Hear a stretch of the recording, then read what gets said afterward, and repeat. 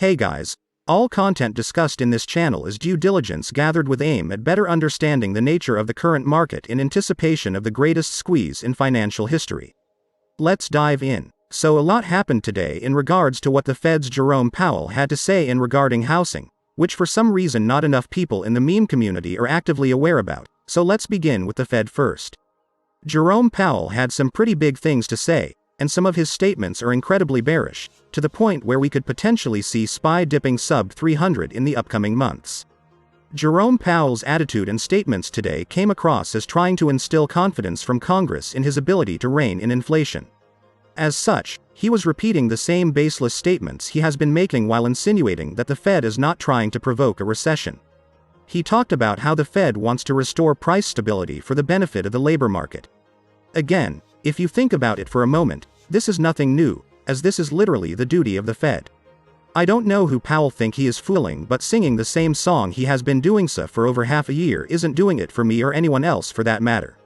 He said they now understand the full scope of the inflation problem and that they are using the tools at their disposal to address it pretty vigorously. The key part in this portion of the statement was what followed, which was a hint of an even more aggressive Fed.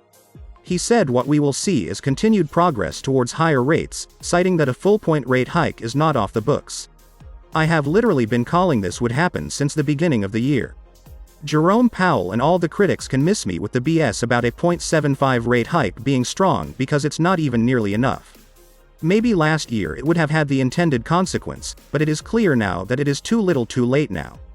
Jerome Powell did acknowledge that a recession is certainly a possibility at this point, but that it is not the goal intended by the Fed. I don't know how to interpret this. On one side, I see what he means by it, but on the, I find it hard to believe the Fed even trusts itself to be able to contain inflation without causing a recession. We saw certain senators urging Powell to proceed with the rate hikes, sounding desperate and almost begging him to do whatever it is necessary to contain and decelerate further escalation. Stocks ended the day lower after a very volatile trading session. The S&P 500, the Nasdaq and the Dow all ended red. So, you guys know how we have been talking about housing in this channel. I consider the housing market the last bastion that will make or break the entire economy. So long as the housing market stays up, I find it hard the rest of the economy tilts. A couple months ago, JP Morgan chairman and CEO Jamie Dimon was hyping up the markets. He was going on interviews and talking positively about how strong the economy is and how talks about recessions were overblown, only for him to stop doing that abruptly and turn bearish, now hyping up a bear market, fear of uncertainty and unsure of the ability of the Fed and government to contain inflation. Obviously, as I explained in a detailed videos, his role obligates him to have to lie to people. If he was to be honest and spoke the truth he does now back a couple months ago, JP Morgan would have been selling many of their assets at a much lower price. He kept up the charade while him and other banks quickly wrote risky assets off their balance sheets. Now with a ton of liquidity, a market recession is a grand opportunity to purchase more assets and housing than ever at an amazing discount. This wasn't making big headlines today, but JP Morgan Chase today begun slashing jobs in its home lending division as rising mortgages rates and inflation slow down demand in the housing market. They are expected to either lay off or reassign more than 1,000 employees. CEO Jamie Dimon was quoted as saying, "You better brace yourself," to an audience of analysts and investors. He said JP Morgan is bracing ourselves and staying very conservative in the balance sheets, which is exactly what we have been implying and theorizing for months. Once again, we hit the bull right in the center. These clowns are writing off as much as they can and even going as far as to firing employees in order to hoard as much cash as possible because they expect the economy to weaken dramatically enough to open great opportunity to acquire all the assets they sold high at a much cheaper price and more. Wells Fargo CEO also echoed similar sentiments, suggesting a downturn in housing market would impact the bank's staffing levels. So what we are seeing is these big corporations ready to unleash a wave of unemployment across the entire country in anticipation for a recession. They are also, by doing this preemptively, taking part in ensuring that the housing market weakens and has more difficulty bouncing back strong, if that is even possible at this point. They are actively betting and doing their part to indirectly crash an economy they have worked so hard to break for the last decade. This is not criminal, for that term is too underrated for what they are doing. Criminal are the prices at Wendy's. What these banks are doing is beyond negligent and hostile. But our housing market news don't end there. New data released in a report by Harvard shows that the saving and income needed to qualify for a home loan have skyrocketed, leaving millions of market buyers in the dust. And guess what? According to the data released in the report, the worst is yet to come. Competition among buyers has intensified, with media home prices skyrocketing like it's a SpaceX shuttle being shot into space. To afford a media-priced home, buyers need to put down more than 38% of their income. This environment, which the corporate media and analysts at banks said was temporary, is now expected and highly likely to persist, which is what we have also been saying for months. Demand for rental units is also blowing up, as the corporate arm of Wall Street continued to hoard in all the housing to rent it infinitely.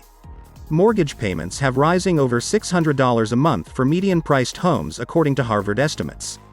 And this brings me to the concluding part of it all, which is that the housing market bubble warning signs have began going off. This past month, we actually began seeing a cool off in the housing market. But has actually added plenty of fear rather than relief.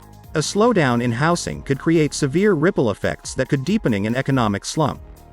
Falling home prices would erode wealth, consumer confidence and curb potential development for future housing, all which benefit Wall Street by the way. The problem lies when business and financial cycles turn down simultaneously, which not only lead to a recession, but a lasting one at that too.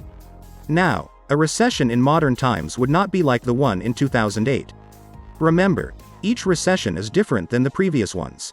The housing market collapse of 2008 is very unlikely, as labor markets are still strong for now at least. Sellers are realizing prices will not keep on rising, especially now with a very hawkish Fed. Demand is dwindling by the day and prices will need to come down hard to meet demand. It is the speed by which this happens and how long it takes that could offset a huge hiccup per se in the market. If the hiccup in housing happens at a very weak point along with the stock markets and bond markets, we could see a crash that could drive about a recession.